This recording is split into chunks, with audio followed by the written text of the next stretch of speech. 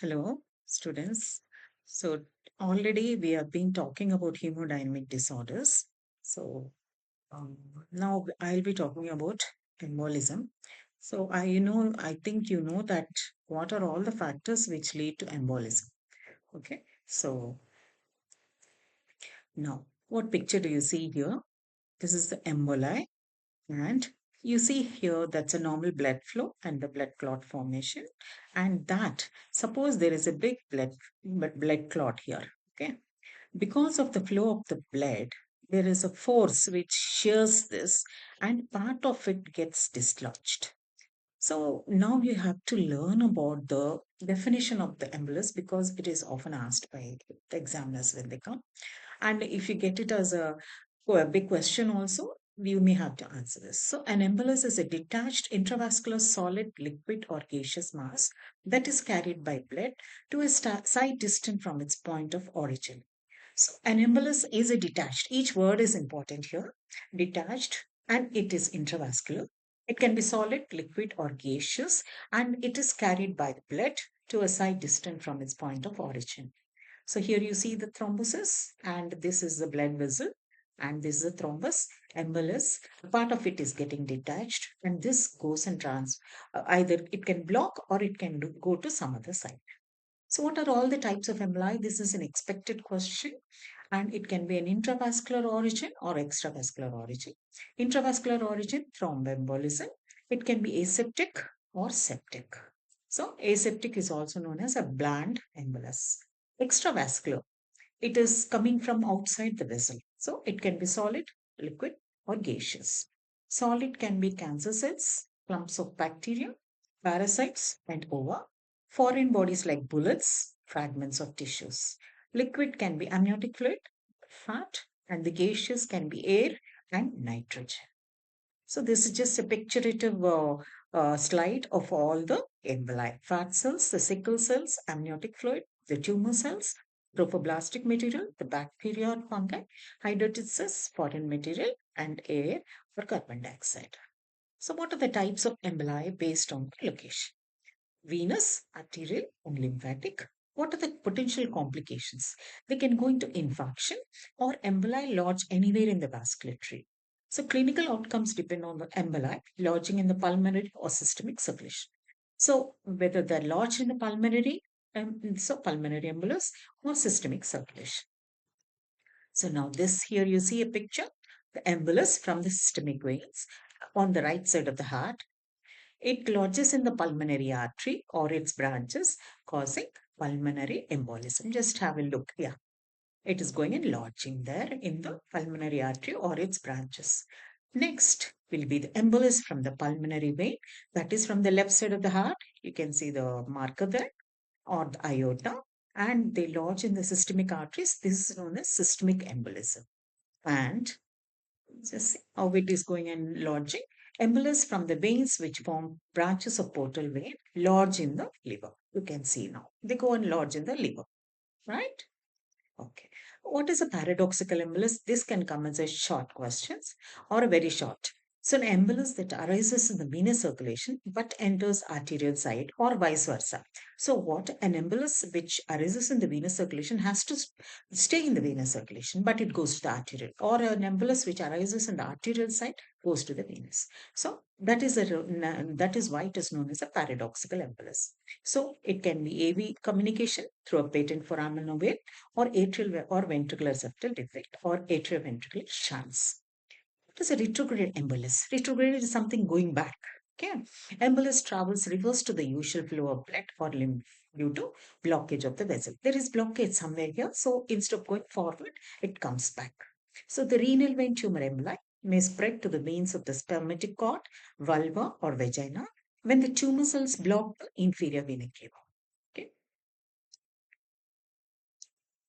Sorry about this.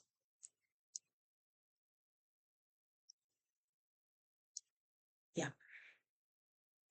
Now, yeah, embolism, fat embolism, air embolism, amniotic fluid embolism. So pulmonary, systemic, fat, air, and amniotic fluid embolism.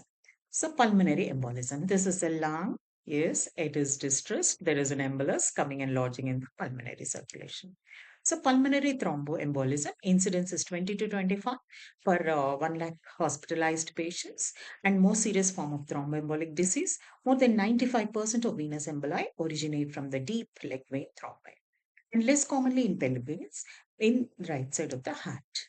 So, pulmonary embolus, deep vein thrombi, right side of the heart, saddle embolus in the pulmonary artery, paradoxical embolus in systemic circulation, single or multiple. They are clinically silent, bridging fibrous web, pulmonary hemorrhage, pulmonary hypertension, core pulmonate, and sudden death can occur. So, this is a saddle embolus here. So, this is a proximal pulmonary thromb. You can see the embolus here. Yes, yes. So they may occlude the main pulmonary artery, impact across the bifurcation, causing a saddle embolus. Saddle embolus can come as a question, short or very short. Smaller emboli may get into the arterioles. Here you see that there is a saddle embolus. Yes. So this again, because of the embolus, there is infarction here. You can see that there is infarction. Yes, it's very clear. Now we go to the systemic thromboembolism. This arises from the intracardiac mural thrombi, left ventricular wall infarcts, rheumatic heart disease, aortic aneurysms, ulcerated atherosclerotic plaques, fragmentation of valvular vegetation, or paradoxical emboli. I think you hope you remember what is a paradoxical embolus. Sites are lower extremities, the brain, the intestines, the kidney, and the spleen. So arterial thrombosis, left at atrial, left ventricular mural thrombi, usually vegetative endocarditis, it happens, and this is known as a systemic embolism. So you can see that there is an embolus here, the arrow, it is pointing. Coming to the very interesting fat embolism, here I have tried to put a picture of a fat embolism at the lower part of the slide. Fat is forming an embolus. So can you see the fat here? Yes. This gets dislodged. So it's almost occluding, and because of the shearing force, it gets detached. So what is a pathogenesis? Mechanical obstruction due to occlusion from pulmonary vessels or cerebral vessels, biochemical injury with release of fatty acids from the fat. The fat gets injured biochemically and fatty acids are released. There is toxic injury to endothelium. I've already told you that the endothelium plays a large role in the emboli. So platelet activation, recruitment of granulocytes, which are curious cells, they come rushing in, they release free radicals, proteases, and arachidonic acid metabolites. So what are the fat globules in the blood circulation? Fractures of long bones and soft tissue, trauma and burns. Patient has tachypnea, dyspnea, and other symptoms. Pathogenesis usually hemolytic anemia and thrombocytopenia due to microaggregates of fat globules, and there is mechanical obstruction. So just remember this as a small mnemonic: fat, bat, and fat. So fat in the urine and sputum, bat, wing appearance in the lung X-ray. Can you see this? Yes. And fracture history. Okay, there's a fracture. There is fat in the urine and sputum, and there is a bat appearance in the lung X-ray. So fat embolism syndrome is also known as pulmonary syndrome, caused by larger emboli due to obstruction of pulmonary capillaries and endothelial injury. There is leakage of protein-rich fluid into alveolus, pulmonary edema, and hyaline membrane, leading to acute respiratory distress syndrome. There is tachypnea, dyspnea, tachycardia. So thrombocytopenia, I've already told you, these platelets adhere to the fat globules and they are removed from the circulation. Because of all this happening, there is anemia, erythrocyte aggregation in hemolysis, diffuse petechial rash in non-dependent areas in 20 to 50% of the cases, which is useful for the diagnosis. Okay, when the patient manifests with a diffuse petechial rash, this is diagnosed. This is a purpuric hemorrhage in the brain. Grossly microemboli we can identify by applying gentle pressure on the fresh tissue slices immersed in saline. Fat droplets, when we just press on the tissue, fat droplets release and they float on the surface. Microscopy, fat in the microcirculation. Can anybody identify? This is the fat. Okay. Lung, this is a section of the lung. Fat gets dissolved during paraffin embedding and appears as empty spaces. You can see the empty spaces here. Yes. these are the fat globules, right? Okay. What are the special stains? This is often asked in the exams. Always they ask you. So you will be saying frozen, at least minimum. There are many more, but you will be talking about frozen section, oil red bow, Sudan 3, Sudan 4, Sudan black, osmium tetroxide. So remember Sudan. So you will get 3, oil red bow and osmium. Oh, both are O's. Okay. So these are the special stains. Now we come to the air embolism. From where does this air come into the blood vessel? Okay, does it escape when you're giving an injection? Is the doubt you'll always have when you're intern. Okay, we'll go about. So air embolism is a Kaysen's disease, also known as Kaysen's vascular flow obstruction due to gas bubbles, effects of distal ischemic injury, pulmonary gas embolism leading to sudden death, convulsions and deep coma.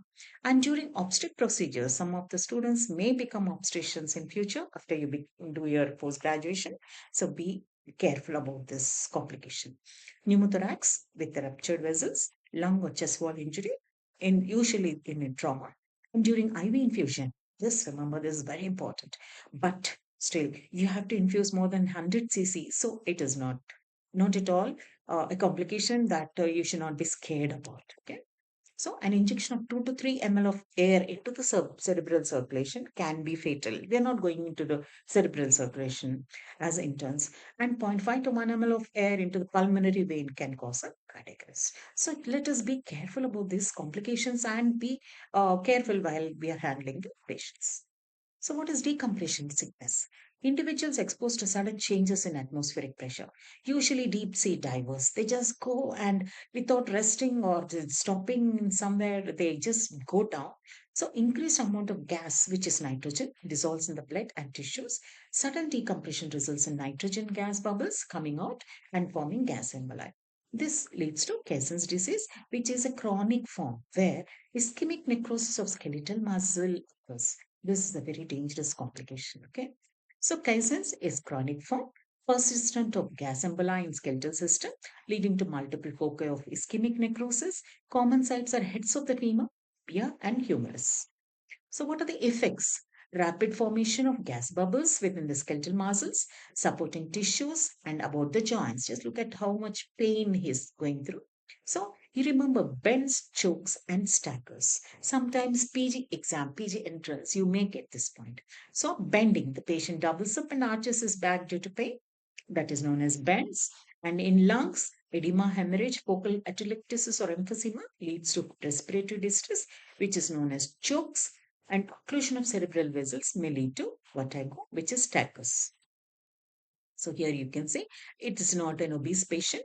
This is a patient. If you look at the lower part of the body, it is normal. Here he has got all this nitrogen has come into the body. Now, is he going to survive or is he going to go around like this? So the next slide.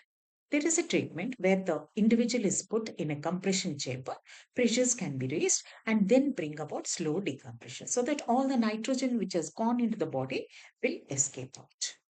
Now we come to the amniotic fluid embolism. As I already said, this is an important part of the question. It can come as a 6 marks or 3 marks bit. So, complication of labor and immediate postpartum period, major cause of maternal mortality due to tear in the placental membranes and rupture of the uterine veins, which is a peril for the obstetricians. Escape of amniotic fluid into the maternal circulation leads to DIC. DIC, disseminated intravascular coagulation. So normally this is the state of affairs. There is no mixing of fetal cells and amniotic fluid with maternal circulation. But a tear here, you can see tear in the placenta or tear in the vein, entry of the amniotic fluid and fetal cells. Okay, there is mixing here. So these cells and fluid in maternal circulation, they say you can't pass, you can't enter. But they work as a foreign thing and they induce anaphylaxis reaction. And it is still saying, out you ugly thing. These are all the fetal cells. Finally, thrombogenic substances causing DIC, severe bleeding. So, postmortem findings, squamous epithelial cells, lanugo hair, you can see, fat globules and mucinous material, marked pulmonary edema, diffuse alveolar damage, and DIC. Clinical features: sudden onset, severe dyspnea cyanosis, hypotensive shock, seizures, and coma. If patient survives the initial crisis, pulmonary edema, DIC, with release of thrombogenic substances from the amniotic fluid. So this here you see blood obtained from the inferior vena cava, our right side of the heart, flattened layer of mucin and squamous cells. This is the Buffy. This is a PC. So my dear students, you have to study hard and work hard. Usually, I close up all my lectures with a quotation. So, because all the late nights and early mornings will definitely pay you with a good result.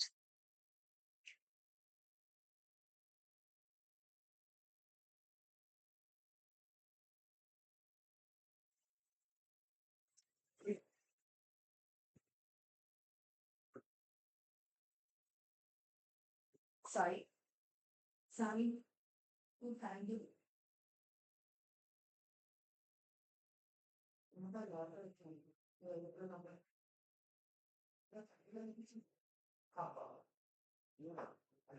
అదే అదే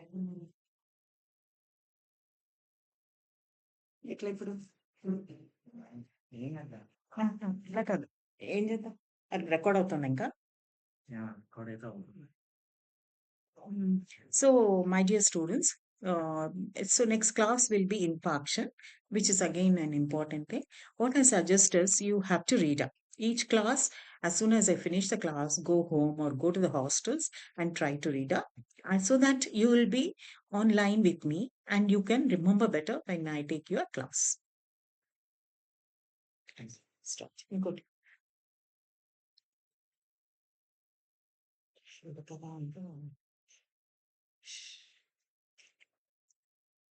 already stop చేశారా నేను? ఏమో నేనేం చేశాను? నేను ఇక్కడ బయటకొచ్చాను. ఎంత టైం వచ్చింది?